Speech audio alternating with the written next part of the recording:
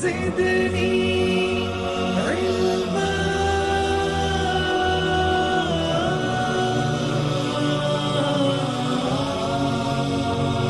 رب زدني علما.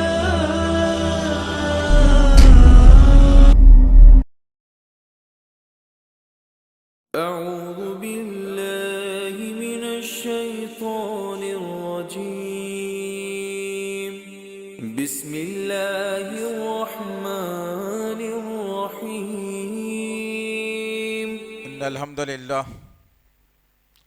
نحمده ونستعينه ونستغفره ونعوذ بالله من شرور أنفسنا ومن سيئات أعمالنا.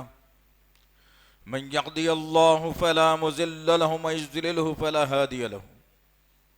وأشهد أن لا إله إلا الله وأشهد أن محمدا عبده ورسوله. أما بعد فإن خير الحديث كتاب الله وخير الهدي هدي محمد صلى الله عليه وسلم وشر الأمور محدثاتها وكل محدثة بدعة وكل بدعة ضلالة وكل ضلالة في النار. قال الله تعالى في القرآن المجيد: أعوذ بالله السميع العليم من الشيطان الرجيم. بسم الله الرحمن الرحيم. قل إن الصلاة ونسكي ومحياي ومماتي لله رب العالمين. ربي اشرح لي صدري ويسر لي أمري واحلل عقدة من لساني يفقهوا قولي. ربي زدني علما. آمین رب العالمین. تمام تعریفیں بزرگی بڑائی کبریائی اس رب غالب مولا کے لیے جو تمام جہانوں کا پالنہار مدبر مشکل کشا حاجت روا، جس کی ذات میں کوئی شکوہ نہیں، جس کی دانش میں کوئی شکایت نہیں، برخطا سے لا ریب ہے. درود و سلام محبت وحی کتاب حکمت کے مالک صاحب تاج والمعراج و براق صلی اللہ علیہ وسلم پر. بزرگوں اور عزیز نوجوان ساتھیوں اور پس سے پردہ سننے والی اسلام کی معزز و معتبر خواتین، یہ اللہ کا بے پناہ فضل اور کرم احسان ہے کہ اللہ وحدہ لا شریک لہ نے ہم کو مسلمان گھرانے میں پیدا فرمایا. اللہ کا شکر احسان ہے کہ اللہ وحدہ لا شریک لہ نے محمد صلی اللہ علیہ وسلم جیسا نبی اور رسول عنایت فرمایا. اللہ کا شکر احسان ہے کہ اللہ وحدہ لا شریک لہ نے سوچنے اور سمجھنے کی صلاحیتوں سے نوازا. اللہ کا شکر ہے کہ اللہ وحدہ لا شریک لہ نے ایک معتبر کتاب جس کو قرآن حکیم کلام اللہ کہا گیا وہ ہمارے نام کی. عزیزان محترم، مسلسل 2 جمعوں سے ملک سے باہر رہنے کا اتفاق ہوا. خوشی بھی ہوئی اور دکھ بھی ہوا. خوشی اس بات سے ہوئی کہ ہم مسلم ملک میں موجود ہیں. دکھ اس بات کا ہوا کہ انہیں مسلم ممالک سے اسلام مٹ رہا ہے. یہ افسوس کے ساتھ کہنا پڑتا ہے جیزان محترم، خیر منائیے، شکر منائیے، اس ملک کے اندر آپ کو آزادی ہے بولنے کی، آپ کو آزادی ہے سننے کی، آپ کو آزادی ہے روکنے کی، لیکن نام مسلم ممالک کا ہے، لیکن کہنے، روکنے اور بولنے کی آزادی سے محروم کر دیا گیا. غرض کہنے کا مقصد یہ ہے جیزان محترم، انہیں تمام حالات اور واقعات کو مد نظر رکھتے ہوئے آج کے اس جمعے کے خطبے کا عنوان ہم نے منتخب کیا ہے کہ کس کے لیے. انشاءاللہ العزیز ہم اس خطبے کو سننے کے بعد کہنے والا بھی اور سننے والے بھی اور جتنی عورتیں یہاں موجود ہیں اسلام کی چاہنے والی، ان تمام پر بھی ذمہ داری عائد ہوتی ہے کہ اگر ہم کو یقین ہے نبی کریم صلی اللہ علیہ وسلم کی ذات گرامی پر، اگر ہم کو یقین ہے کہ کلمے کے ذریعے سے جنت کے ملنے کا، اگر ہم کو یقین ہے کہ کلام اللہ جو قرآن مجید ہم کو دی گئی ہے وہ سورۃ الفاتحہ سے ناس تک سچائی پر مبنی ہے، اس میں ایک بھی غلط بات نہیں ہے، اگر ہم کو یقین ہے جنت حاصل کرنے کا، اگر ہم کو یقین ہے نبی کریم صلی اللہ علیہ وسلم کے ذریعے سے شفاعت حاصل کرنے کا، اگر ہم کو یقین ہے کہ نبی کریم صلی اللہ علیہ وسلم کے دست حق پرست سے کوثر کا پیالہ لینے کا، اگر ہم کو یہ یقین ہے کہ محمد صلی اللہ علیہ وسلم کے ہم جنت میں پڑوسی بنیں گے، اگر ہم کو یہ یقین ہے کہ عائشہ کی صحبت ہمیں حاصل ہونے والی ہے، اگر ہم کو یہ یقین ہے کہ جنت کے بہترین نعمتیں اللہ نے ہمارے نام کی ہے، تو ایک مسلمان کے اوپر ذمہ داری یہ بنتی ہے کہ وہ کلام اللہ قرآن مجید کے ہر زیر اور زبر کو اہمیت دے، اور الف یا کو اہمیت دے، اللہ کے نام کو اہمیت دے، رسول اللہ کو اہمیت دے، صحابہ کے کارناموں کو اہمیت دے، قرآن کے ہر لفظ کو جیسے صحابہ نے اہمیت دے کر اس کرہ ارض کے اوپر ایک حکمرانی خلافت قائم کی تھی، آج دور پلٹ کر آ رہا ہے کہ مسلمان پھر سے اس قرآن کی طرف آ جائے، اس کے احکامات کو اپنے ذہن میں بٹھا لے، رسول اللہ کی سیرت پر آ جائے، صحابہ کے جذبات پر آ جائے، صحابیات کے وہ جو ہے قربانیوں پر آ جائے، تو انشاءاللہ العزیز پھر اللہ وحدہ لا شریک لہ ہر اس وعدے کو پورا کیا ہے جو کلام اللہ کے اندر محفوظ رکھ دیا گیا ہے۔ شرط صرف یہ ہے کہ آج ہم کو یہ عادت پڑ چکی ہے کہ رسول اللہ کے زندگی کے سیرت سنی جائے، کرا وہ جائے جو میری مرضی میں آتا ہے، صحابہ کے تکلیف کے، جذبات کے، قربانیوں کے واقعات کو سنا ضرور جائے، لیکن میں اپنی مرضی پر جینے کا عادی بن چکا ہوں، قرآن مجھ سے کہتا کچھ اور ہے اور میں کرتا کچھ اور ہوں، قرآن مجھ سے سوال کچھ اور کرتا ہے، میں کرتا کچھ اور ہوں۔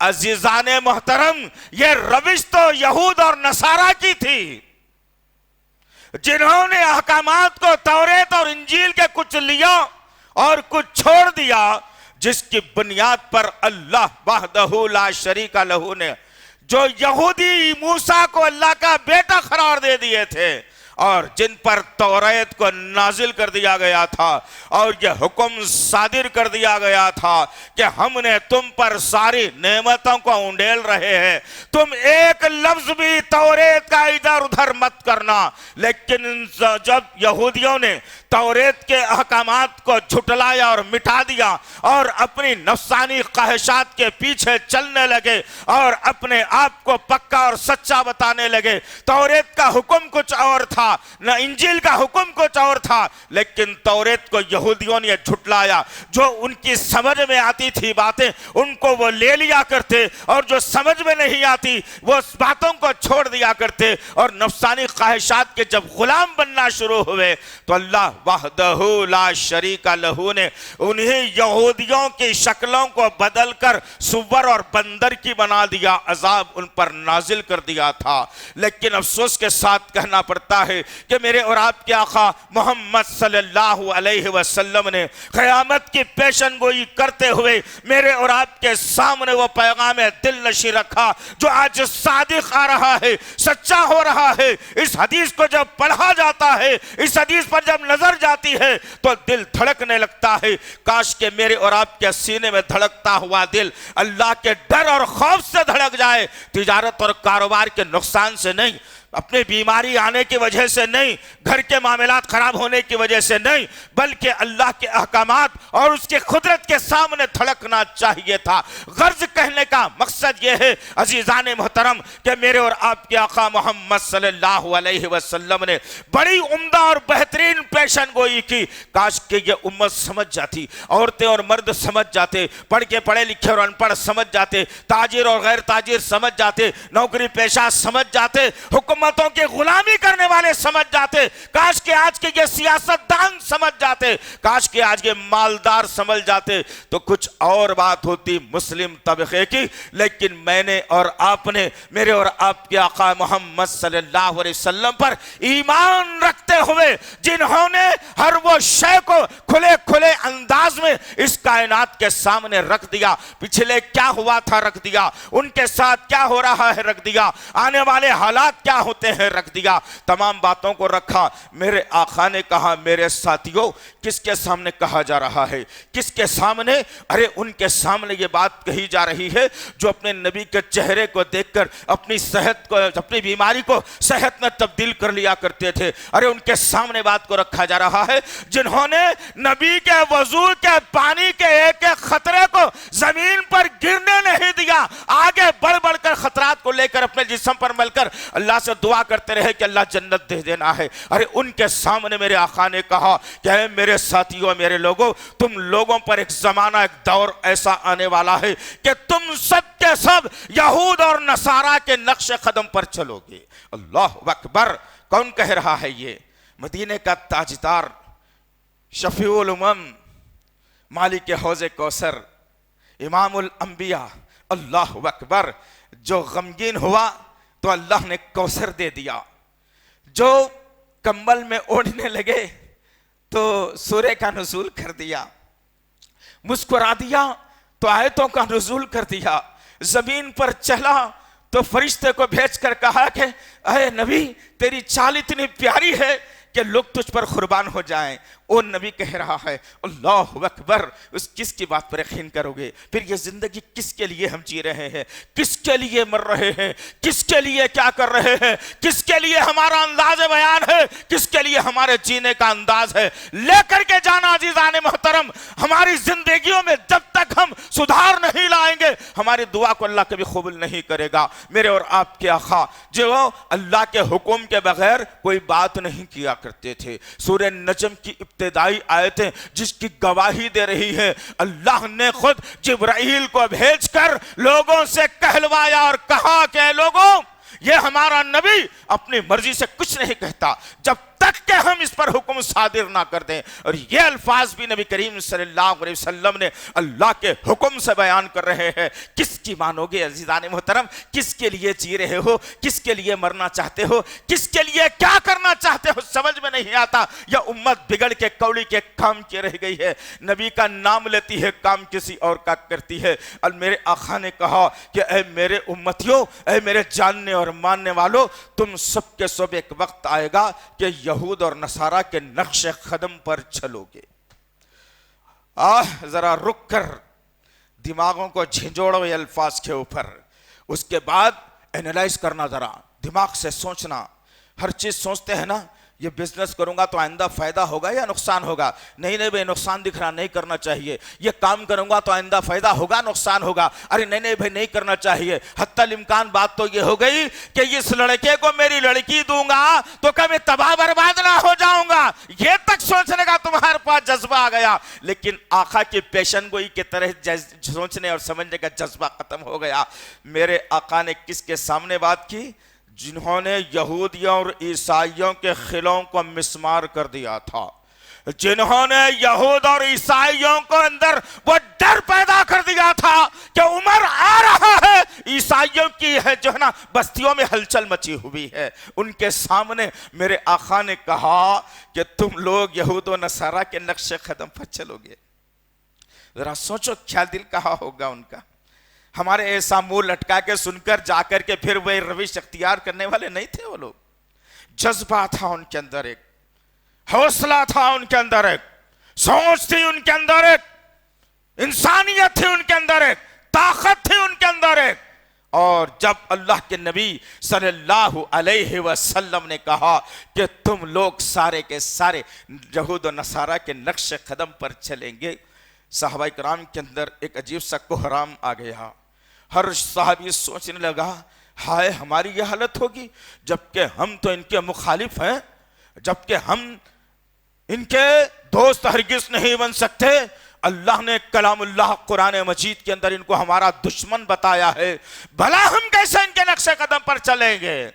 تو میرے آقا نے 2-3 باتوں کو ان کے سامنے رکھ دیا، ان کو سنا دیا گیا، لیکن سچی میرے اور آپ کے ساتھ ہو رہی ہے۔ میرے آقا نے سب سے پہلی نشانی بتائی کہ ہو بہو میری امت یہود و نصارہ کے نقش قدم پر چلے گی۔ پھر میرے آقا نے کہا کہ کوئی یہودی یا نصرانی کسی گھوڑ پھوڑ کے سوراخ میں غیر ضروری ہاتھ ڈالے گا، میرا امتی دیکھے گا اور نہیں سوچے گا کہ وہ کیوں ہاتھ ڈالا تھا، یہ بھی اس کے پیچھے ہاتھ ڈال دے گا۔ پتہ یہ چلا، علماء نے لکھا، محدثین نے لکھا کہ وہ عمل امت محمدیہ کرے گی جو اسلام میں نہیں ہے، جو اسلام نہیں چاہتا ہے، جو یہود و نصارہ کو خوش کرنے والا ہو، وہ عمل ہم کر کے گزریں گے۔ دوسری بات، میرے اور آپ کے آقا محمد صلی اللہ علیہ وسلم نے کہا کہ تم لوگ ہو بہو یہود و نصارہ کے نقش قدم پر چلیں گے۔ میرے آقا نے اپنی دونوں جوتیوں کو اتارا اور دونوں تلوں کو آپس میں ملا دیا، 2 تلے آپس میں مل گئے۔ صحابہ سے پوچھا، یا اے میرے ساتھیوں بتاؤ، کیا ان 2 تلوں کے اندر کسی قسم کا تم فرق محسوس کر رہے ہو؟ صحابہ نے کہا، نہیں یا رسول اللہ، دونوں جوتیوں کو ملا دیا جائے تلوں کو تو وہ ایک سے نظر آتے ہیں۔ میرے اور آپ کے آقا محمد صلی اللہ علیہ وسلم نے کہا، جیسے یہ جوتیوں کے 2 تلے ایک ساتھ مل گئے ہیں، میری امت بھی ہو بہو یہود اور نصارہ کے ساتھ ایسے ہی مل جائے گی۔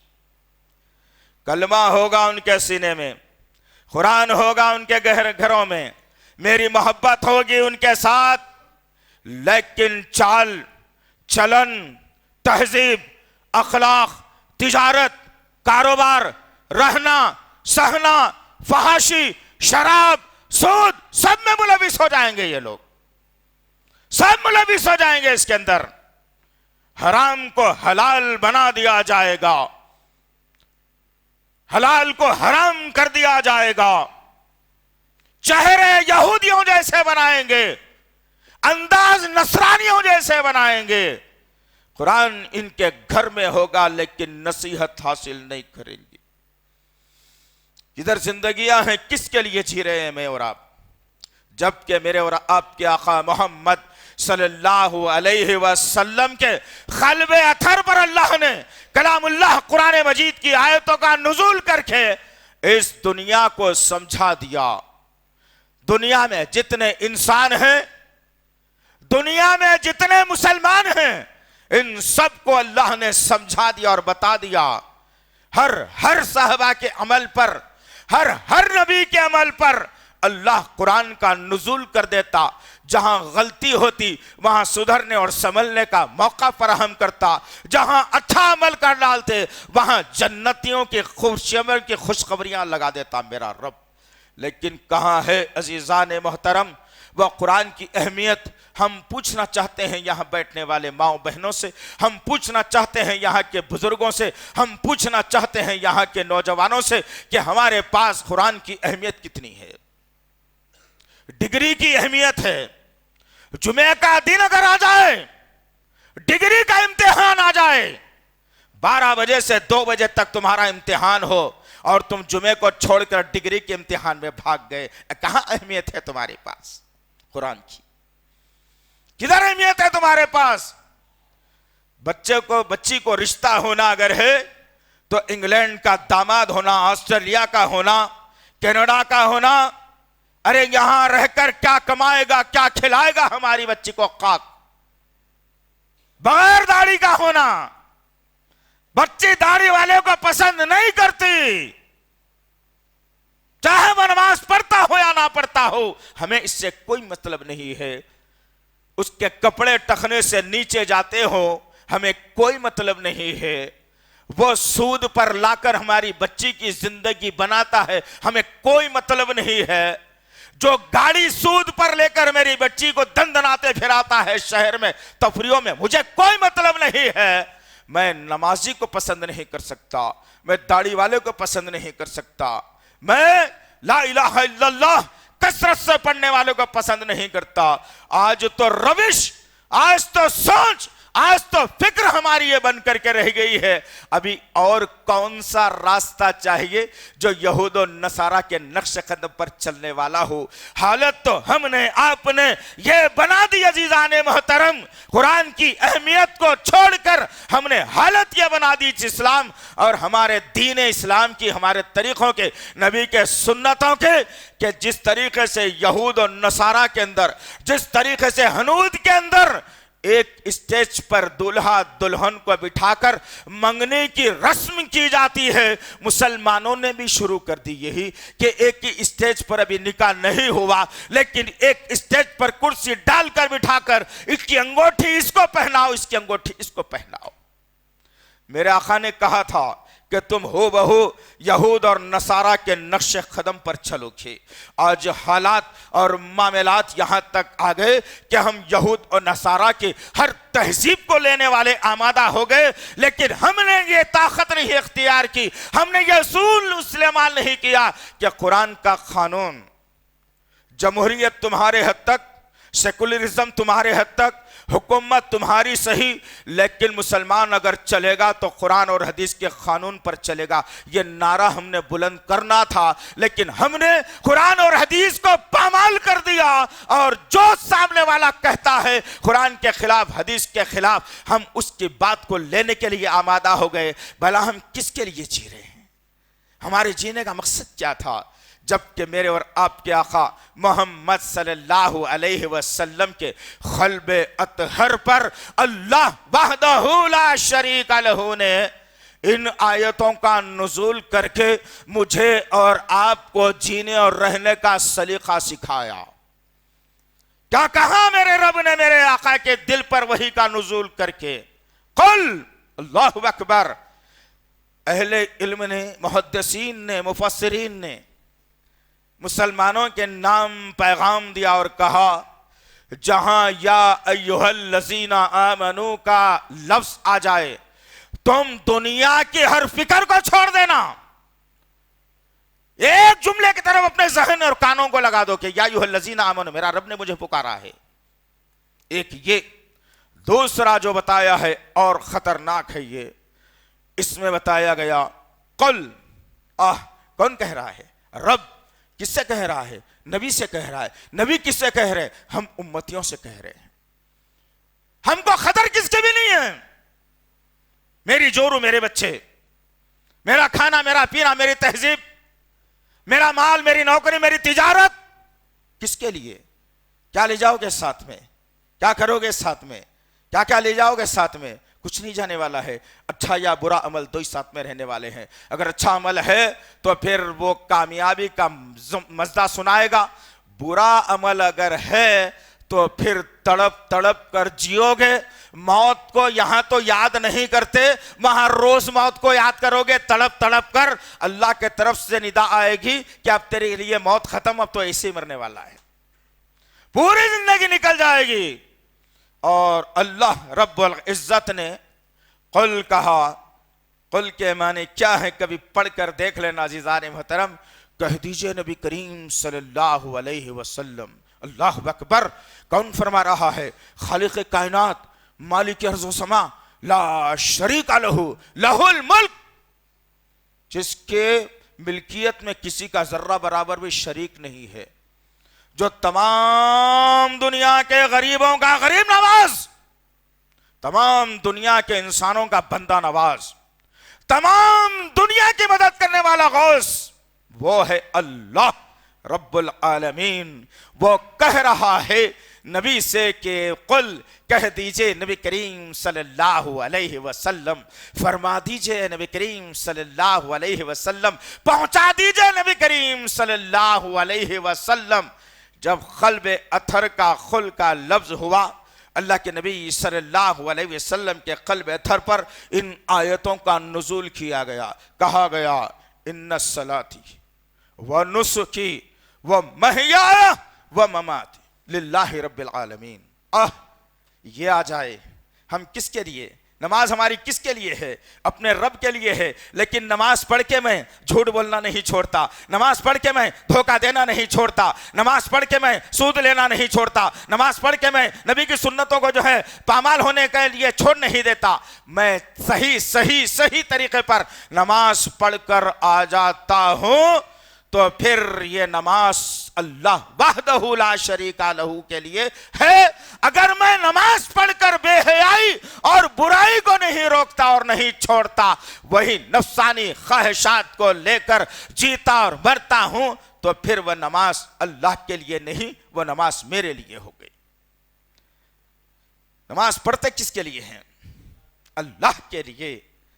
قل کہہ دیجئے نبی کریم صلی اللہ علیہ وسلم, ان الصلاۃ والنسک, میری عبادت, میری قربانی, اللہ اکبر, کس کے لیے؟ اللہ وحدہ لا شریک لہ کے لیے. لیکن آج کہاں ہے ذرا بتائیے تو صحیح. اب لوگوں کو ذرا درد ہوگا ان جملوں کے اندر کہ اللہ پیدا ماں کے پیٹ میں 9 مہینے رکھ کر کیا, تقدیر کو بنایا, بڑا کیا, جوان کیا, دولت دی, شہرت دی, عزت دی, کمائی دی, گھر دیا, گاڑی دیا, پیسہ دیا, بیوی دی, اولاد دی, سب کچھ جو ہے اللہ وحدہ لا شریک لہ نے دیا. اور جب ترقی ذرا ہوئی میاں کو, تو میاں نے کہا کہ بھائی یہ تو بزرگوں کا عطیہ ہے جو مجھے ملا ہے. 9 مہینے تک ماں کے پیٹ میں رہا, بغیر رب کو جانے کے رہا, ماں کے رحم میں رہا, رحم میں جھلی میں لپٹ کر رہا, وہ گندگی اور غلاظت میں رہا, جہاں تک رب نے تجھے غذا پہنچا کر بڑا کیا. اور جب انسان بڑا ہو گیا تو کہنے لگا یہ تو میرے ولی کا جو ہے, میرے بزرگ کا عطیہ ہے. اور جب ترقی ہوتی ہے, کوئی نئی گاڑی بڑی خریدی جاتی ہے, کوئی تجارت اور کاروبار شروع ہوتا ہے, تو بکرا لے کر کسی کی خبر پہ جا کر اس کی قربانی کر کے خوشی اور داد تحسین حاصل کر کے انسان سوچتا ہے کہ میں نے تو اب حق ادا کر دیا ہے. اللہ نے کہا قل ان الصلاۃ والنسک ومحیایا ومماتی للہ رب العالمین, یہ تمام کی تمام شے جو تم کرنے جا رہے ہو وہ اللہ وحدہ لا شریک لہ کے لیے ہے. لیکن ذرا اپنے بغلوں میں جھانک کر دیکھنا کہ میں کہاں تک اس آیت کے تحت اپنی زندگی گزار رہا ہوں. آدمی سوچتا ہے کہ نماز کو زیادہ اچھے طریقے سے میں پڑھ لوں گا, تھوڑی شوگر کم ہو جائے گی, کمر کا درد بھی چلا جائے گا. آدمی سوچتا ہے کہ نماز میں پڑھ لوں گا تو گھر میں خیر آ جائے گا, برکت آ جائے گی. آدمی نماز پڑھ کے سوچتا ہے کہ بچے کا باہر کا ویزا تو ضرور لگ جائے گا. آدمی نماز پڑھ کے سوچتا ہے کہ ایک گھر پر دوسرا گھر بنا لوں گا. آدمی نماز پڑھ کر سوچتا ہے بیٹی کے لیے اچھا داماد آ جائے گا. آدمی نماز پڑھ کے سوچتا ہے کہ میری عزت میں اضافہ ہوگا. تو بھلا یہ نماز اللہ کے لیے کہاں ہوئی؟ یہ نماز اللہ کے لیے کہاں ہوئی؟ آؤ ذرا اس نماز کا بھی تذکرہ کر کے دیکھتے ہیں. میرے آقا ساری دنیا سائیں سائیں کر کے سو رہی ہے, ہر شخص نیند کی آغوش میں ہے. رب اب آسمان کی طرف آنے والا ہے. میرا آقا اپنی نیند کو خراب کر دیتا ہے اور ماں عائشہ کے حجرے میں موجود ہے, اور پھر اٹھ جاتا ہے میرا نبی, اور رات کے اندھیرے میں مصلی ڈال کر اپنے رب کے سامنے کھڑا ہو جاتا ہے, اور اپنے رب کو اس طریقے سے یاد کرتا ہے, ایسے یاد کرتا ہے. میرے نبی نے یہ نہیں مانگا کہ اللہ یہ 4x4 کے کمرے سے تنگ آ گیا ہوں. میرے نبی نے یہ نہیں کہا کہ بار بار بھوک برداشت نہیں ہوتی. میرے نبی نے یہ نہیں کہا کہ بچھانے کے لیے چٹائی نہیں ہے. میرے نبی نے یہ نہیں کہا میری ازواج بھوکی مر رہی ہے. میرے نبی نے یہ نہیں کہا میرے پاس پینے کے لیے پانی نہیں ہے. میرے نبی نے یہ نہیں کہا کہ میرے گھر میں چولہا نہیں جلتا. میرے نبی نے یہ نہیں نہیں کہا کہ بڑی پریشانیوں میں گھرا ہوں دور کر دینا. میرے آقا نے جب بھی مانگا تو بڑا بہترین مانگا. اماں عائشہ صدیقہ رضی اللہ تعالیٰ عنہ کا حجرہ اور اللہ کے لیے میرا آقا کھڑا ہوا ہے نماز پڑھنے کے لیے. اماں عائشہ کہتی ہے میری نیند جاگی اور میں نے ہاتھوں سے نبی کے بستر کو ٹٹولنا شروع کیا. نبی بستر پر موجود نہیں ہے. میں جھٹ سے اٹھ کر کے بیٹھ جاتی ہوں. میرے کمرے میں اندھیرا ہے لیکن میرے کان اس آواز کی طرف جاتے ہیں جو ہنڈیا کی طرح کچھ پک رہا ہے. ہنڈیا جیسے چولہے پر پکتی ہے ویسی آواز میرے حجرے سے آ رہی ہے. اندھیرے میں میں نے کانوں کو اس آواز کی طرف لگایا, اس آواز کی طرف لگایا, اس آواز کی طرف لگایا جہاں سے آواز آ رہی تھی. میں نے کان لگا کر کے جب سنا تو میرے آقا کی وہ آواز تھی. میرے آقا اپنے رب سے سجدے میں کیا مانگ رہے تھے؟ کہہ رہے تھے یا اللہ میرے امتی, یا اللہ میرے امتی, یا اللہ میرے امتی. یہ پکار رہے تھے اپنے رب کو. میرے آقا اور میرے آقا کا سینہ کھول رہا تھا. آواز بڑی کرراہٹ سے نکل رہی تھی. یہ تھی رب کے لیے نماز. آج تم مانگتے ہو تو اپنی بیماری کے لیے مانگتے ہو, اپنے خرچ کے لیے مانگتے ہو, اپنے گھر کے لیے مانگتے ہو, اپنی تجارت کے لیے مانگتے ہو, اپنی نوکری کے لیے مانگتے ہو, اپنی پریشانی کے لیے مانگتے ہو. تم یہ نہیں جانتے کہ تمہارے محلے میں کتنے لوگ بھوکے آج رات کو سوئے ہوئے. تم یہ نہیں جانتے کہ مالدار جو مالداری کی شادی کر رہے ہیں, غریب بچیاں اپنے جسم کا دھندا کر کے زندگی گزار رہی ہے. ہمیں ان کا بھی گھر بسانا چاہیے. ہم نے تو نماز پڑھ کر کبھی یہ نہیں مانگا, ہم نے پڑوسی کے لیے نہیں مانگا, ہم نے غریبوں کے لیے نہیں مانگا, ہم نے کبھی جو ہے ظالموں کے خلاف آواز اٹھانے کے لیے نہیں مانگا. مانگا تو اپنی چار دیواری کے لیے مانگا. یہ کس کے لیے ہے عزیزان محترم؟ یہ کس کے لیے ہے؟ جبکہ میرے آقا کے قلب اطہر پر اللہ نے کلام اللہ قرآن مجید کی آیتوں کا نزول کر کے کہا میری نماز, میری قربانی, میری عبادت, ہر شے اللہ کے لیے. اور اللہ نے دو نکات جو بہترین بتائے ہیں, آخری کے دو الفاظ جو اللہ کے لیے ہونا چاہیے تھا لیکن آج وہ بھی ہمارے دل اور ذہن سے ختم ہو گئے. اللہ وحدہ لا شریک لہ نے کہا, کہو نبی کریم صلی اللہ علیہ وسلم میری نماز بھی اللہ کے لیے ہے, میری عبادت میری قربانی بھی اللہ کے لیے ہے, اور میرا جینا بھی اللہ کے لیے ہے, اور میرا مرنا بھی اللہ کے لیے ہے. لیکن کہاں ہے عزیزان محترم؟ آج ہم جی رہے ہیں تو اپنی زندگی کو بچانے اور بنانے کے لیے جی رہے ہیں. اللہ کے لیے زندگی کہاں ہے؟ ذرا لا کر کے بتانا. کدھر زندگیاں ہیں؟ کون سی زندگیاں ہیں؟ آج انسان جی بھی رہا ہے تو دنیا بنانے کے لیے. آج انسان جی رہا ہے تو دنیا کو سنوارنے کے لیے. آج انسان جی رہا ہے تو اپنی جو ہے طاقت کو منوانے کے لیے. کون جی رہا ہے؟ اللہ کا اسلام زندہ ہو جائے. کون جی رہا ہے؟ مسلمانوں کی طاقت بڑھ جائے. کون جی رہا ہے؟ مسلمانوں کی حکمرانی آ جائے. کون جی رہا ہے؟ مسلمانوں میں اتحاد قائم ہو جائے. کون جی رہا ہے؟ مسلمان ایک دوسرے کے چاہنے والے بن جائے. ارے کون جی رہا ہے؟ کس کے لیے جی رہا ہے؟ کہ مسلمانوں کے اندر ایک اسلامی شعور بپا کر دیا جائے. کس کے لیے؟ کئی مردوں کو ان ہاتھوں سے ہم نے دفن کر دیا. ماں کو دفن کر دیا, باپ کو دفن کر دیا, بھائیوں کو دفن کر دیا, دوستوں کو دفن کر دیا, محلے والوں کو دفن کر دیا, جاننے اور انجانے والے کو دفن کر دیا. انہی ہاتھوں سے مٹی ڈال ڈال کر منو مٹی کے نیچے دفن کر دیا. تصور اور تدبر میرا اور آپ کا یہ ختم ہو گیا کہ ہائے اللہ, ایک میرے دوست کو جس کے ساتھ بیٹھ کر میں کھانا کھایا کرتا تھا, جس کے ساتھ بیٹھ کر میں پڑھا کرتا تھا, جس کے ساتھ بیٹھ کر میں سیکھا کرتا تھا, آج یہی ہاتھوں سے اس کو کھلایا بھی ہوگا, اسی ہاتھوں سے اس کو محبت بھی کیا ہوگا, اس کا ہاتھ پکڑ کر کبھی چلا بھی ہوگا کچھ دیر کے لیے, کچھ دن کے لیے. لیکن آج اسی دوست کو میں مٹی میں ڈال رہا ہوں, منو مٹی کے نیچے دفن کر رہا ہوں.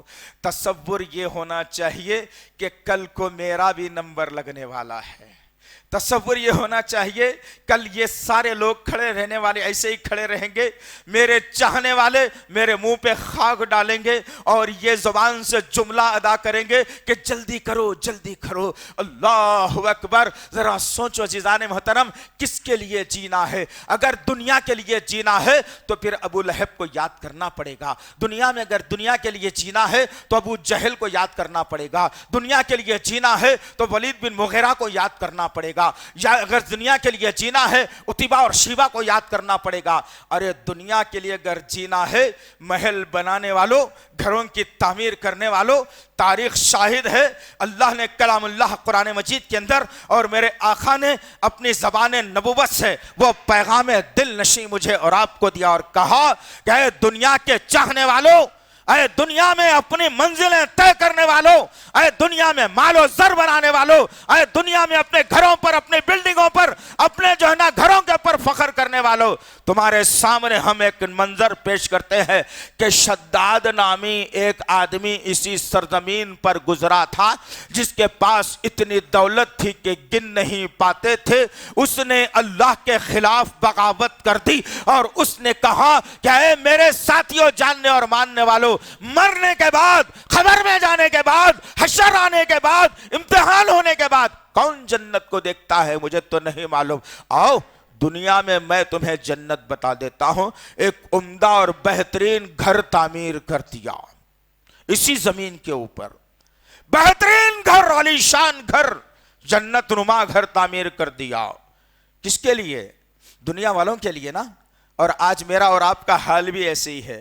بینک بیلنس ہے، میں کہہ رہا ہوں کہ میرا ہے، مرنے کے بعد جورو بچے حملہ کر دیتے اس کے اوپر، بھائی بہن حملہ کر دیتے اس پر۔ کس کے لیے؟ جو مال ہے وہ تیرا نہیں ہے، جو گھر ہے تیرا نہیں ہے، وہ گاڑی ہے وہ تیری نہیں ہے، کوئی شے بھی میری اور آپ کی نہیں ہے، سب ہے تو میرے رب کا ہے۔ اسی لیے کہتے ہیں کہ اپنے رب کے لیے جینا اور اپنے رب کے لیے مرنا، یہ کس کے لیے ہم زندگی کو سنوارنے اور سجانے کی کوشش کر رہے ہیں۔ شداد نے گھر بنایا، عالیشان جنت نما بنایا، بڑی خواہشوں سے دروازے لگوائے، بڑے خواہشوں سے ارمانوں سے گھر کو تعمیر کیا اور سارے شہر سے کہا کہ آؤ سب کو دکھانے کے لیے کھولتا ہوں۔ جیسے ہی اللہ تعالیٰ کو یہ بات بری لگی کہ میرے گھر جو دنیا کے اندر پھیلے ہوئے ہیں اس سے اچھا اگر دنیا میں کوئی نہیں ہو سکتا، میری جنت کے علاوہ کوئی اور جنت بہترین ہو نہیں سکتی، اللہ نے کہا کہ نکل بیٹا، تیری سانس کی ڈور تو میرے ہاتھ میں ہے، ریموٹ تو میں پکڑا ہوا ہوں، میرا فرشتہ آنن فانن تیرے ساتھ حساب کتاب کرے گا، میں کن کہہ دوں ختم ہو جائے گا، تو فیکون کہہ دوں تیری ہستی ختم ہو جائے گی۔ نکلا اپنے گھر کو بتانے کے لیے اور پھر اپنے گھر کے پاس پہنچا، عالی شان دروازہ اس کے لیے کھولا گیا، ایک قدم اندر ڈالتا ہے چوکھٹ کے، ایک قدم ابھی باہر ہی ہے، ملک الموت آتی ہے اور اس کی روح قبض کر کے چلے جاتی ہے، وہ خود اپنا گھر نہیں دیکھ سکا۔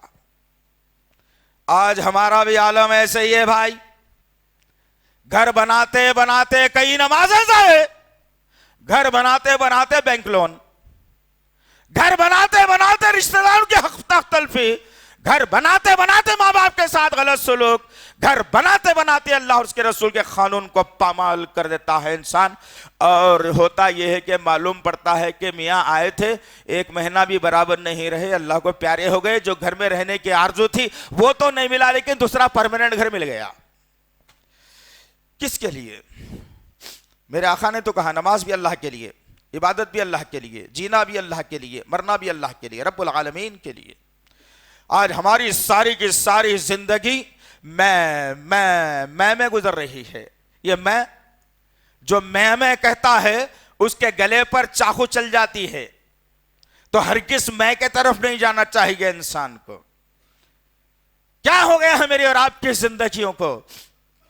کدھر جا رہی ہے ہماری زندگیاں؟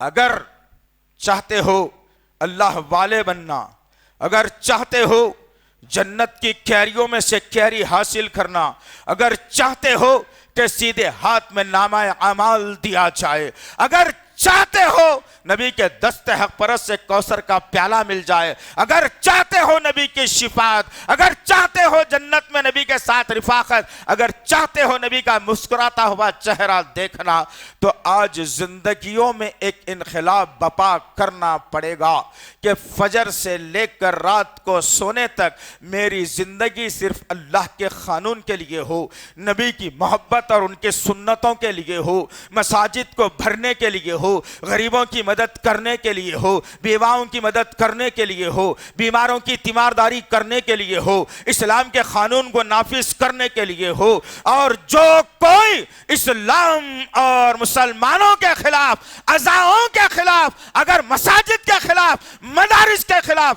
کوئی اگر قلم یا زبان اٹھاتا ہے تو پھر اس قلم کو بھی توڑ دیا جائے گا، اس زبان کو بھی نکال لیا جائے گا۔ یہ ہے اللہ والوں کی زندگی۔ کس کے لیے جی رہے ہو؟ کس کے لیے؟ مسجدیں ویرانی کا شکار ہے، تم بازاروں کو بھرے ہوئے ہو۔ فجر میں مسجد پکار رہی ہے الصلاۃ خیر من النوم، تم بستر میں لپیٹ لپیٹ کر سو رہے ہو۔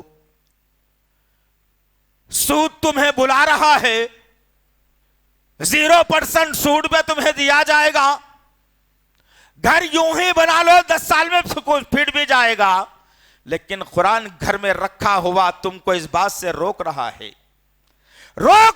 تمہیں۔ دیکھو نہیں، اگر ایسا کر لو گے نا تو اللہ اور اس کے رسول سے جنگ کرنے کے لیے تیار ہو جاؤ۔ اگر ایسا ہی کرتے رہو گے نا تو اپنی سگی ماں کے ساتھ زنا کرنے کے لیے تیار ہو جاؤ۔ اگر ایسا ہی کرو گے نا تو پھر شیطان جیسا چھو کر انسان کو دیوانہ باولا بنا دیتا ہے۔ سود دینے اور لینے والوں، ہم تمہارا حال بھی قیامت کے دن ایسے ہی بنا دیں گے جیسے کسی انسان کو جن نے چھو کر خپتی بنا دیا ہے، پاگل بنا دیا ہے۔ وہ قرآن کہہ رہا ہے، وہ قرآن چلا چلا کر کہہ رہا ہے، 1400 برس سے یہی الفاظ دوہرا کر رہا ہے۔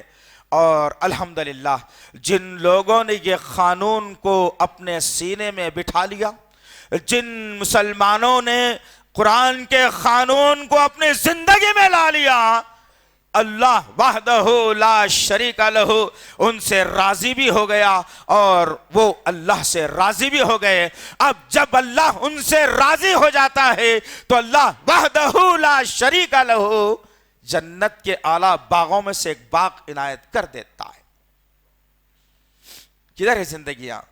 نمرود ہمارے سامنے موجود ہے، کس کے لیے جی رہا تھا؟ دنیا کے لیے۔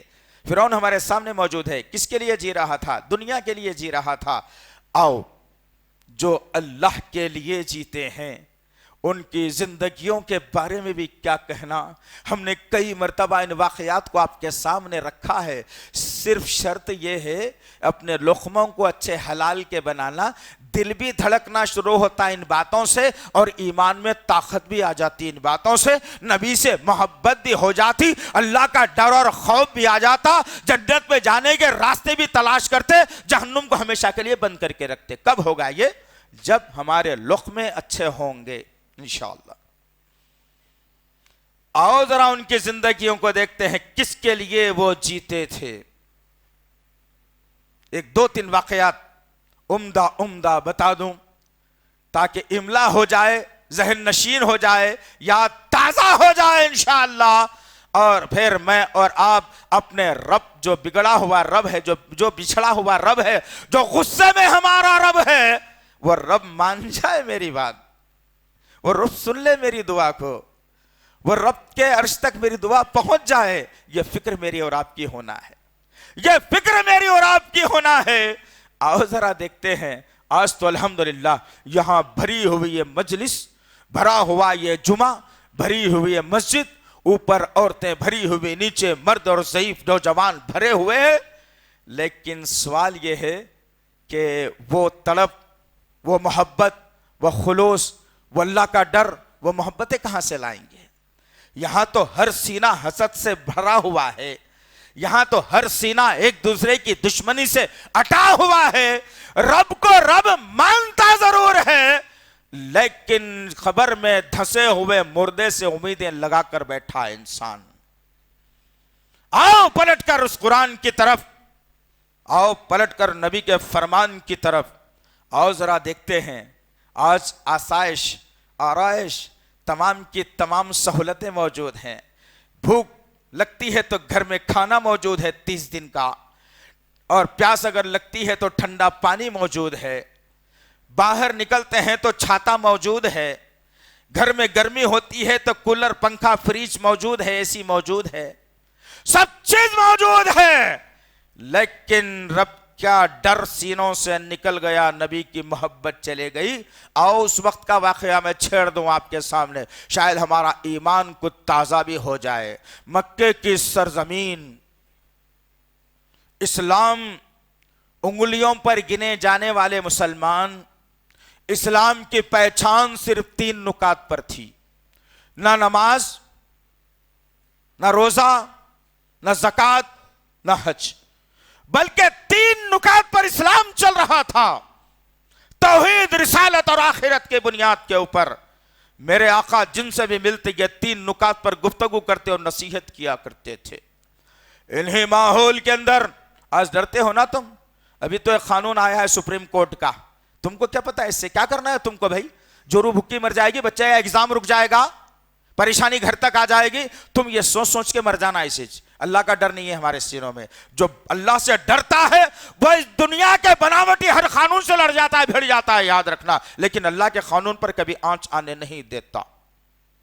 سپریم کورٹ نے ابھی ایک قانون نافذ کیا ہے, کل ہی کی بات ہے, کہ جو آدمی عیسائی بنے گا, جو آدمی جو ہے مسلم بنے گا, ان سے پورے طریقے سے ان کے اختیارات کو کھینچ لیا جائے گا. تعجب کی بات ہے, تعجب کی بات ہے. مسلم بننا ایسا جرم ہو گیا اور ہم نے جواب نہیں دیا اس کا. بہت سارے میں سمجھتا ہوں بھائی بہنوں کو تو پتا بھی نہیں ہوگا ایسا ہوا کیا. ابھی نئے ایک جج صاحب بیٹھے ہیں سپریم کورٹ کے, اللہ انہیں ہدایت دے. ہم ان کی مخالفت تو نہیں کر رہے ہیں, لیکن یہ کہنا ضروری ہے کہ مسلمانوں کے خلاف بول بول کر کب تک اپنی دنیا سجاتے رہو گے تم؟ کب تک یہ سیاستدان ہندو مسلم کہہ کے مسلمانوں کو بدنام کرنے کی سازش کرتے رہو گے تم؟ کب تک کے مسجدوں پر پابندی لگانے کی بات کرتے رہو گے تم؟ کب تک کے مدارس کو جھنجھوڑنے کی بات کرتے ہو تم؟ آج آسام کے قریب سے قریب 800-900 مدرسوں پر بند ہونے کا, اور ہاتھ میں حکومت تالا اور چابی لے کر قانون کی زنجیروں میں جکڑ کر ان مدرسوں کو بند کرنے پر آ گئی. لیکن میرا ایک بھائی بھی اس میں سے اٹھ کے ان کی جو ہے نا ان مدرسوں کی تائید میں بات نہیں کیا. کل قیامت کے اندر جھنجھوڑ کر سب کو سزا دے کر پوچھا جائے گا کہ میرا اسلام بدنام ہو رہا تھا, مدرسے جانے کی بات ہو رہی تھی, میرے علماء کو جیل میں ڈالنے کی بات کی جا رہی تھی, تم نے کیا کیا؟ نئی گاڑی لے کر پھرتے رہے, گھر میں اچھا کھانا کھاتے رہے, اولادوں کو دنیا کی تعلیم پڑھاتے رہے, مدرسہ بند ہوتا رہا, تم نے کوئی طلب اختیار نہیں کی. پوچھے گا اللہ, یاد رکھنا. تیار ہو جاؤ, رب جب پوچھے گا کیا جواب دینا ہے وہ آپ کا اختیار ہے. ہم نہیں کہیں گے اس معاملے میں, ہم تو آپ کو صرف سجاتے ہیں اور سنوارتے ہیں اور بتاتے ہیں. لیکن وہ دور کو یاد کرنا جہاں 2 مسلمان آپس میں کھڑے ہو کر کسی کھلے مقام پر بات نہیں کر سکتے تھے. مکے کی سرزمین کا ماحول تھا. آج یوں کرتے ہی راجہ ماما دیکھ لیں گے ذرا کیا کہ ہو گیا, کہتے بولتے 25-50 تو یوں جمع, صحیح رہو غلط رہو ہم کو تو نہیں معلوم بھائی. لیکن وہ سرزمین تھی مکے کی جہاں میرے آقا اسلام پھیلا رہے تھے. انگلیوں پر گنے جانے والے مسلمان تھے. میرے عزیز نوجوان ساتھیوں, اس واقعے کو لے جاؤ اور اپنے گریبان میں منہ ڈال کر سوچو کہ میں اس قابل بن سکتا ہوں یا نہیں. اگر ہوں تو الحمدللہ, نہیں ہوں تو میں بن جاؤں الحمدللہ. یہ دعا کر لیجیے اللہ سے. ہوا کیا؟ حبشہ کی سرزمین سے ایک آدمی اٹھا جس کو بلال ابن رباح کہا جاتا ہے. کوئی مکے کی سرزمین پر نہیں, بھوک کی آگ نے مکے کی سرزمین پر لا کر کھڑا کر دیا. مدینے میں کوئی رشتہ دار, کوئی داد رسی کرنے والا نہیں. بلال رضی اللہ تعالیٰ عنہ اکیلے تنہا, بنو امیہ کے غلام, روز بیلوں کی جیسا محنت کی جاتی, 1-2 وقت کی روٹی دی جاتی, بس چھت صحیح نہیں رہنے کے لیے پانی پڑتا تو اندر آ جاتا, دن میں کبھی آرام کا موقع ملتا تو چلچلاتی دھوپ کے اندر وہ بندہ سو بھی جاتا. وقت گزرتا رہا، آقا کی باتیں پہنچتی رہی، آنن فانن بلال رضی اللہ تعالیٰ عنہ کے کانوں میں کلمہ توحید پڑھا، لا الہ الا اللہ تفلحون، ارے کہہ دو نہیں ہے کوئی معبود سوائے ایک اللہ کے، کامیاب ہو جاؤ گے۔ بلال رضی اللہ تعالیٰ عنہ آنن فانن اٹھے، بے چین ہو گئے اپنی جگہ پر۔ ہم کبھی بھی نہیں ہوتے، ایک سال تک جمعے سنتے 50، لیکن انقلاب نہیں آ سکتا۔ دل سے کیفیت ہونی چاہیے، اللہ سے وہ رغبت ہونی چاہیے، رسول اللہ سے وہ محبت ہونی چاہیے۔ اٹھا میرا بلال، نبی کے قریب گیا، کہا کہ کیا کہا یا رسول اللہ؟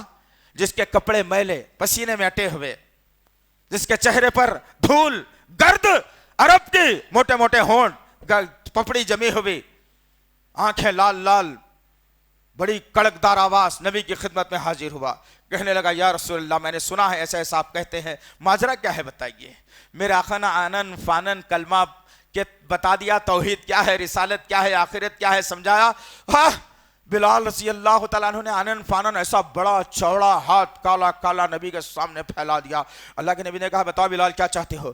کہا یا رسول اللہ لا الہ الا اللہ پڑھنا چاہتا ہوں۔ سبحان اللہ و بحمدہ، ایک غریب جو بنو امیہ کا غلام ہو، جس کے پاس رہنے کے لیے گھر نہ ہو، جس کے پاس لباس نہ ہو، جس کے لیے چھت نہ ہو، جس کے لیے کھانے پینے کا سامان میسر نہ ہو، کلمہ قبول کر لیتا ہے بندہ۔ اس کے بعد جو ظلم کے پہاڑ توڑے گئے، وہ ظلم، سبحان اللہ، اللہ چشم فلک سے منظر دیکھ رہا ہے میرے بلال کا۔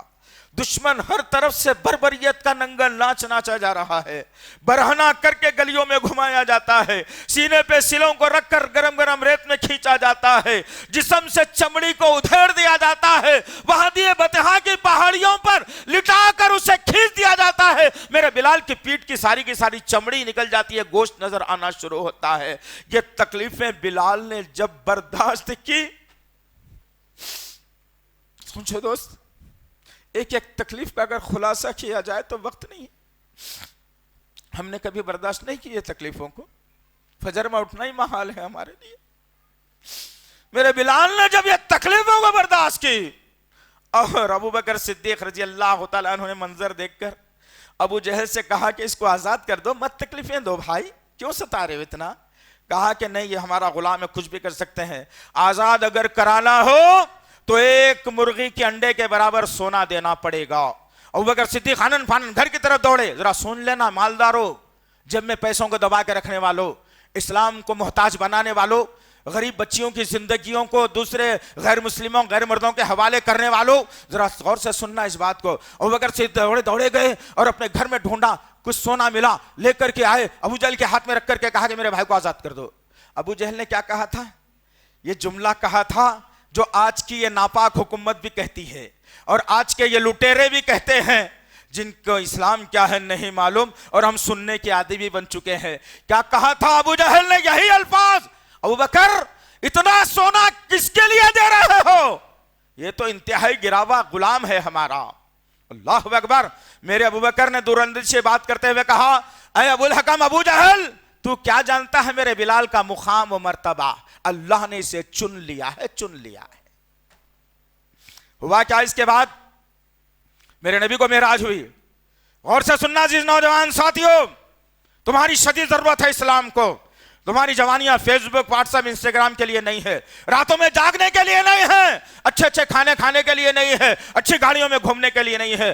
تمہاری اگر ایک ایک جوانی ہے، اللہ کی قسم دے کر کہہ رہا ہوں، میں قسم نہیں کھاتا عام طور پہ، بہت ہی وزن ہوتا ہے بات میں تو جبھی قسم کھاتا ہوں، میں اللہ کے قسم دے کر کے کہتا ہوں کہ تم سب اسلام کے مجاہد بن جاؤ۔ یاد رکھو اس بات، آج وقت ہے، آج وقت ہے، ہر نوجوان کی ضرورت ہے اسلام کے لیے۔ میں بار بار کہہ رہا ہوں، آج اسلام کے لیے ضرورت ہے تمہاری، آؤ، اسلام چاہتا ہے تمہیں، بے یارو مددگار چھوڑنا نہیں چاہتا اسلام، آؤ۔ بلال رضی اللہ تعالی جوان، کڑیل جوانی میں میرے نبی کو معراج ہوئی۔ بات پوائنٹ کی ہے، غور سے لے جانا، آخری بات سنا رہا ہوں۔ یہ معراج ہوئے میرے نبی کو، معراج کے سفر پر میرا نبی، سب چیزیں ہو گئی، اب جنت دیکھنے کی باری آ رہی ہے۔ اللہ اکبر۔ جبرائیل علیہ السلام نبی کے ساتھ جنت کے دروازے پر کھڑے ہیں دو۔ جبرائیل نے جنت کے دروازے پر دستک دی، جنت کے داروغہ نے کہا کون؟ کہا میں جبرائیل۔ جنت کا داروغہ دروازہ کھولتا ہے، دیکھتا ہے دو ہیں. جنت کے داروغہ نے پوچھا یہ کون ہے؟ کہا کہ یہ محمد صلی اللہ علیہ وسلم ہے. پھر جنت کے داروغہ نے پوچھا کیا انہیں بلایا گیا ہے؟ ہاں انہیں بلایا گیا ہے, دعوت دی گئی, آسمان کی سر, آخری نبی ہے. جنت کے داروغہ نے فوری دروازہ کھولا, استقبال کیا, اہلاً و سہلاً مرحبا. آئے نبی کریم صلی اللہ علیہ وسلم, آپ جنت میں قدم رکھ رہے ہیں, اچانک نبی کے قدم رکے.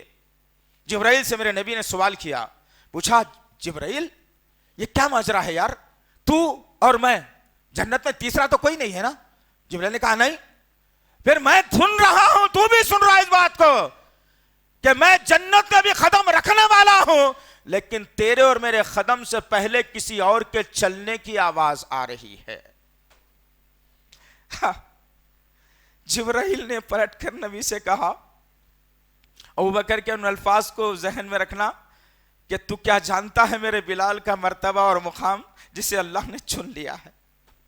ادھر اللہ معراج کے سفر میں نبی اور جبرائیل کو منظر بتا رہا ہے کہ نبی کہتے ہیں کہ کون ہے بتا. جبرائیل نے پلٹ کر کہا مبارک ہو یا رسول اللہ, آپ کا بلال زمین پہ چلتا ہے, اللہ اس کے قدموں کی آواز کو جنت پہ سنا دیتا ہے. کہاں سے لاؤ گے دوست, کہاں سے لاؤ گے یہ زندگی؟ کس کے لیے جی رہے میں اور آپ؟ بلال نے رب کے لیے جیا تھا, اللہ نے اس کے قدموں کی آواز کو جنت میں سنا دیا. آج میں اپنے لیے جیتا ہوں تو میری آواز, میری تکلیف کو پڑوسی بھی نہیں سنتا ہے. آؤ اسلام کے لیے, اسلام کے واسطے, نبی کی محبت کے لیے, رب سے ڈرنے کے لیے, جنت حاصل کرنے کے لیے, جہنم سے بچنے کے لیے, عذاب قبر سے بچنے کے لیے, موت کے وقت کلمہ لا الہ الا اللہ جاری و ساری کرنے کے لیے آؤ. اسلام دعوت دیتا ہے تمہیں. کوئی جی ایس ٹی نہیں, کوئی وی ایس ٹی نہیں, کوئی ٹیکس نہیں, کوئی انکم ٹیکس نہیں, کسی ای ڈی کا ڈر نہیں, کسی جو ہے سی آئی ڈی کا ڈر نہیں, کسی اور کا جو ہے نا محکمے کا ڈر نہیں. آزاد اسلام ہے, آزاد اسلام. اور یاد رکھنا ان ظالموں کے نام یہ پیغام ہم دینا چاہتے ہیں اس منچ سے, اس منبر سے, کہ اگر اسلام کو قید کرنے کی کوشش کرو گے, یاد رکھنا تمہارے سامنے نمرود کی زندگی نہیں ہے تو ہم بتا دیں گے تمہیں انشاءاللہ. اگر اسلام کو قید کرنے کی کوشش کرو گے تو فرعون کی زندگی تمہارے سامنے نہیں معلوم تو ہم جتا دیں گے تمہیں انشاءاللہ.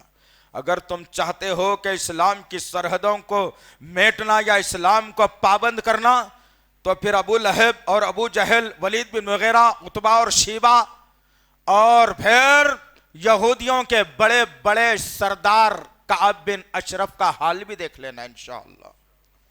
میرے عزیز نوجوان ساتھیوں, میری ماں بہنوں, التماس ہے آپ سے, التجا ہے آپ سے. اللہ نے وعدہ کر لیا رزق کے دینے کا یارو, لیکن یقین نہیں ہے.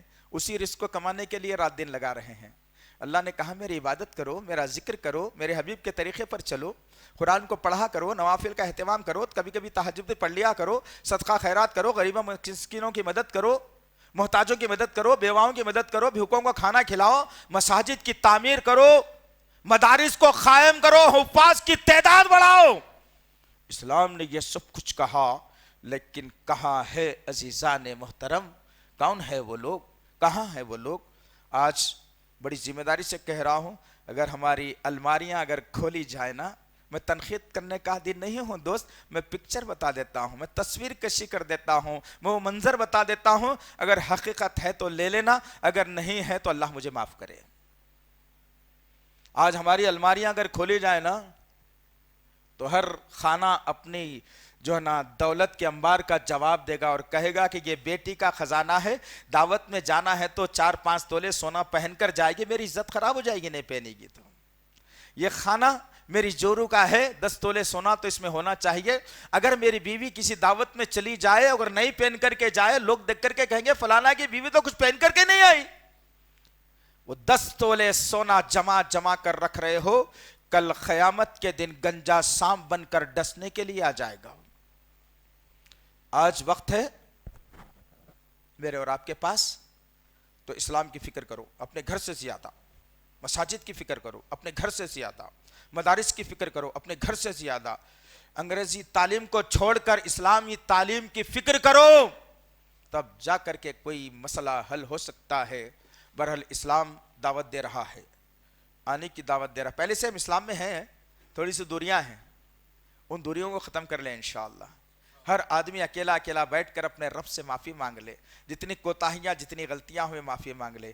ایک اور اپیل کرنا جی چاہتا ہے، ہمیشہ سے میں کرتا ہوں اس ممبر کے آخری میں، لیکن کیا کروں، ہم سنتے ہیں سمجھتے ہیں لیکن قدر نہیں کرتے۔ جمعے کے دن 12:30 بجے مسجد میں رہنے کی عادت ڈالو۔ خطبہ شروع ہونے کے بعد آ جاؤ گے تو جمعے والوں میں تمہارا شمارش نہیں ہوگا، بالکل نہیں۔ ہر مسجد کا یہ عالم ہے کہ جمعہ خطبہ جب شروع ہوتا ہے تو 2-3 صف، 1 صف، 1.5 صف، 2 صف ہوتی ہے۔ جب خطبہ ختم ہونے کی باری آتی ہے تو مسجد بھر جاتی ہے۔ یہ نبی کے اصولوں میں سے اصول ہے، یہ تو یہود و نصارہ کا اصول ہے، اور تعجب کرو ان سے بھی زیادہ خراب اصول ہے۔ پھر کبھی بتاؤں گا انشاءاللہ کیسے اصول خراب ہے۔ اللہ سے دعا ہے کہ اللہ وحدہ لا شریک لہ ہم سب کو ایک بنائے اور نیک بنائے میرے پاک پروردگار۔ یا اللہ اسلام کی سچی محبت ہمارے سینوں میں بھر دے میرے پاک پروردگار۔ یا اللہ جو کچھ بھی چھوٹی موٹی غلطیاں اور کوتاہیاں اپنے رحمت اپنے فضل سے معاف فرما دے میرے پاک پروردگار۔ یا اللہ ہر دشمن سازش کو ختم، اسلام دشمن سازش کو ختم فرما دے میرے پاک پروردگار۔ مسلمان بہنوں کی عصمتوں کی حفاظت فرمائے اللہ، مسلم نوجوانوں کی زندگیوں کی حفاظت فرمائے اللہ۔ یا اللہ علماؤں کی حفاظت فرمائے اللہ، حفاظ کی حفاظت فرمائے اللہ، مدارس کی حفاظت فرمائے اللہ، مساجد کی حفاظت فرمائے اللہ، ائمہ کی حفاظت فرمائے اللہ، مؤذنین کی حفاظت فرمائے اللہ۔ یا اللہ جو لڑکیاں جہیز کی وجہ سے بیٹھی ہوئی ہیں، یا اللہ ہمارے نوجوانوں میں بغیر جہیز لینے والے نوجوان پیدا فرما دے میرے پاک پروردگار۔ یا اللہ جو قرض میں ڈوبے ہوئے ان کی قرض کی ادائیگی کا انتظام فرمائے اللہ، جو بے روزگار ہیں ان کو روزگار عطا فرمائے اللہ، جو بیمار حال ہیں ان کو شفائے کاملہ عاجلہ عطا فرمائے اللہ، جو بھٹکے ہوئے ہیں انہیں راہ راست پر لا دے میرے پاک پروردگار۔ یا اللہ یہ ملک ہمارا ہندوستان امن کا گہوارہ تھا، ہے اور رہے گا۔ اس ملک کو چند شرپسند مل کر تباہ برباد کرنا چاہتے ہیں۔ یا اللہ اپنے انتقام کی چھڑی سے ان کا حساب پورا کر دے میرے پاک پروردگار۔ یا اللہ اپنے انتقام کی چھڑی سے ان کا حساب پورا کر دے میرے پاک پروردگار۔ یا اللہ تجھ کو تیرے تمام ناموں اور صفات کا واسطہ ہے، ہماری دعاؤں کو قبول فرما، ہماری دعاؤں کو قبول فرما، ہماری دعاؤں کو قبول فرما۔ ربنا تقبل منا انک انت السمیع العلیم وتب علینا انک انت التواب الرحیم، وصلی اللہ تعالی علی خیر خلقہ محمد وعلی آلہ وصحبہ اجمعین برحمتک یا ارحم الراحمین والحمد للہ۔ مزید علماء اور مقررین کے بیانات سننے کے لیے ہمارے YouTube چینل کو سبسکرائب کیجیے۔ جزاک اللہ۔